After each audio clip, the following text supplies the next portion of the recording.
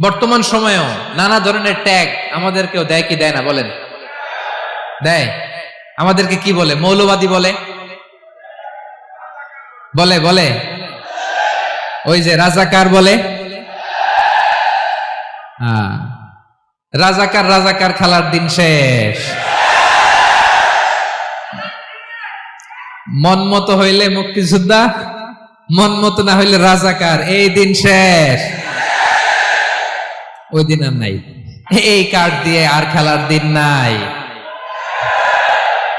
এগুলো মানুষ আর খায় না এখন, এগুলো গিলে না আর। সাধারণ মানুষ বড্ড সচেতন।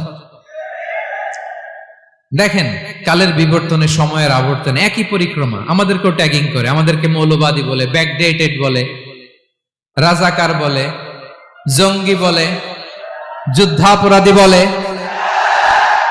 আছে না এরকম? ওয়াসবির আলা মা ইয়াকুলুন, নিজের সাথে মিলায় নেন। যা বলে ধৈর্য ধারণ করো। ওয়াহজুরহুম হাজরান জামিলা, জাস্ট ইগনোর দেম, ভালোভাবে ইগনোর করেন, খালাস, সালাম দিয়ে কেটে পড়েন। তাহলে প্রিয় ভাইরা, এই বিপদ আপদ আমাদের পিছু ছাড়বে না, পিছু ছাড়বে না। নবীদের পিছু ছাড়ে নাই, আমরা কোথায়? আমরা আর কি? বিপদ আমাদেরকে ধৈর্য ধারণ করতে হবে, মনোবল হারাইলে হবে না। তাহলে প্রিয় ভাইরা, এটাই জীবনের বাস্তবতা। সবর আমাদেরকে ইখতিয়ার করতে হবে, হতাশ হওয়া যাবে না। অনেকে আমরা অল্পতে হতাশ হই।